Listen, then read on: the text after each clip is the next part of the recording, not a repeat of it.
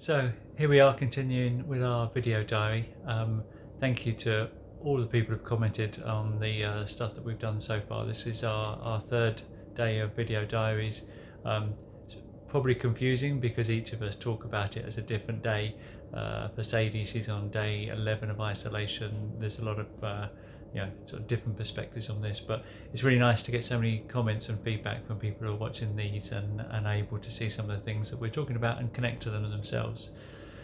So where are we today? Well, I think you'll see from some of the videos that are coming up from the rest of my team, I think I'm getting a little bit worried. This isolation stuff is starting to get to them. You'll see a bit of an edge in some of the voices.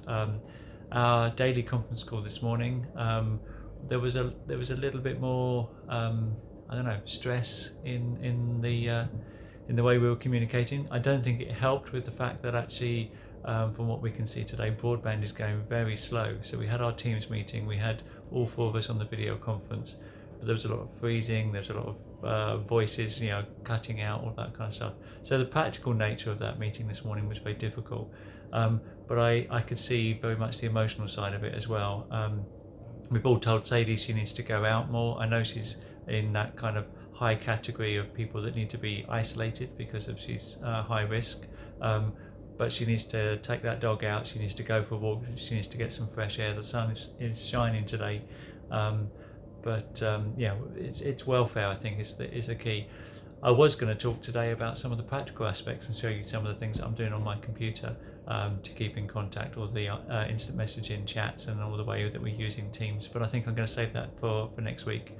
I'm off out now with some of the team here from the office. We're going to go and try and support a local restaurant, go and have a full English breakfast and just try and make sure that there's some trade taking place in the high street, and it gives me a chance to connect to some of the members of the other teams here.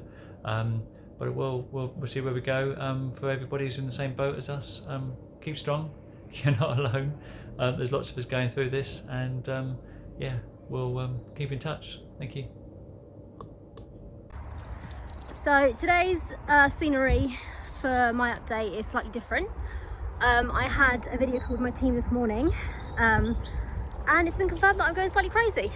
So both Steve and Suzanne said it's probably a good idea if I split my lunch break into two sections and have two walks, morning and afternoon, which is what I'm doing. I'm taking the puppy out for a walk. I think I need to do this more often.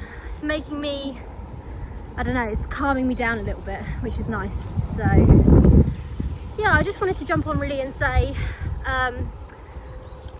maybe during these hard times, maybe if you have any neighbours who are slightly more elderly, or maybe they live alone, maybe just drop a letter through their letterbox, just saying that you're there to help.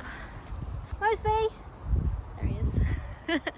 Kind of make them feel not so alone during these hard times.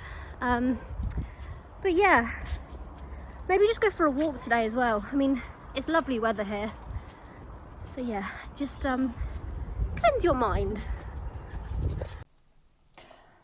Okay, so it's day 4 of self-isolation and day 2 of homeschooling for us. I'm a bit COVID virused out today, I have to say. COVID fatigue, not that I've got it, but just hearing about it, trying to work from home, trying to school the kids, it's kind of taken its toll a bit today. So for all you working parents out there that are going to have to work from home and potentially homeschool from Monday, I've done a little timetable for the boys. Now, I have to say here, this is not because I expect them to be regimented and do all of these lessons, but actually for my kids, having a bit of structure and a bit of sort of boundaries and knowing what's going on actually makes them feel calmer. So actually that's really why I've done it. We're not sitting down doing loads of school. And to try and incentivise them to actually do their little tasks, I've done them some reward vouchers, which kind of seems to be working quite well for us. But it's hard. So what I'm trying to do is, whilst I'm doing school stuff with the boys, I'm obviously not online.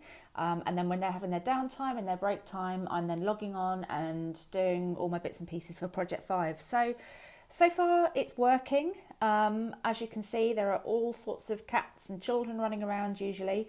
Yeah, just trying to make the best of it really. Hi all, I am technically on a holiday day today, so wasn't meant to be working, but everything we had planned for today has obviously been cancelled, so we are having a chilled day at home. Have had confirmation that my daughter's nursery will be closed from Monday for the foreseeable future, so actually today will be pretty much spent trying to figure out what we're going to do with her next week. My normal babysitters, my parents, are currently stuck in Argentina. They were due to be home last week. We're trying really hard to get them a flight back for this weekend. If they're not back, then we're going to have to juggle some rotas and potentially a few days working at home with this little one's assistance. Have a good weekend. Bye. Bye, Mum.